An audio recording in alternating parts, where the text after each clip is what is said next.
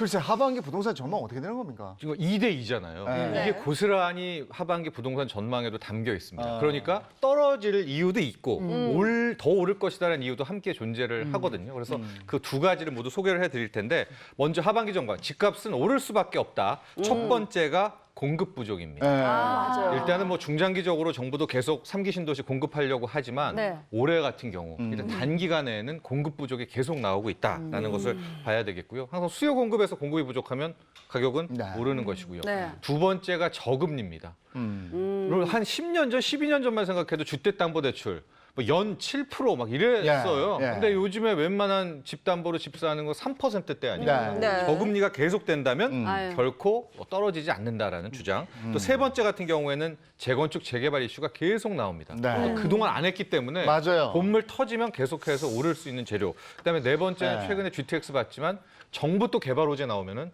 또 오른다. 근데 맞아요. 이것이 바로 집값이 오를 수밖에 없는 이유인 거죠. 그러면 떨어질 수밖에 없는 이유는 이 반대로 생각하면 될까요? 맞아요. 단기적으로는 공급 부족이지만 막 쏟아지면 네. 중장기적으로 정말 막 공급되면 공급 과잉이 되겠고요.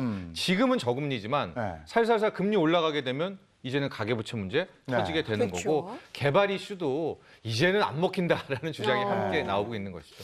하반기에 그럼 입주 물량이나 뭐 이런 전망은 어떻게 되는 겁니까? 일단 올해만 놓고 보면은 정말 좀 입주 물량도 적었던 아. 공급 부족의 한 해였다 이렇게 볼 수가 있겠습니다.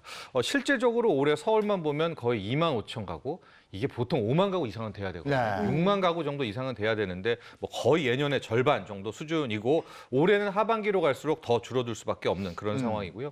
또 하나가 이제 전세 시장이 불안한 거예요. 예. 예, 이제 그렇더라고요. 임대차 3법 이것 때문에 이게 선의의 의도와는 다르게 시장에서는 정반대인 거죠. 네. 물량이 없는데 4년을 이제 앞으로 살아야 되니까 전세 그러니까. 가격이 계속 불안하게 되는 것이고 이제 세 번째가 금리를 안 올립니다. 이게 네. 인플레가 계속 유발되고 있기 때문에 네. 거기에 따라서 일단은 현재 올 하반기 쪽은 어떻게든 좀 오를 쪽에 있는 가능성에 좀 많이 좀 올라, 포커스가 또 맞춰져 올라. 있는 네. 그래서. 그러면 집값 오른다는 거잖아요.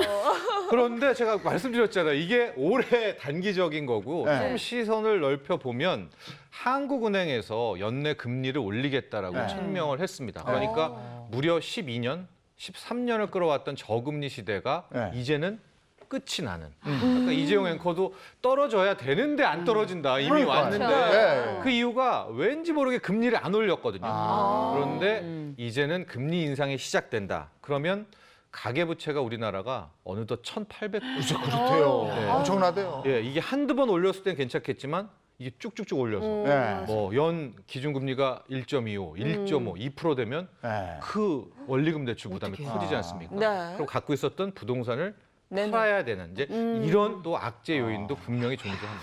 어쨌든 하반기에는 집값 상승 요인과 하락 요인이 다 있는 거네요. 네. 네, 그리고 또 이 부동산 예측을 제가 네. 거의 한 20년간 봐오면 네. 거의 신의 영역입니다. 떨어진다고 했을 때 그런 듯이 보란 듯이 오르고요.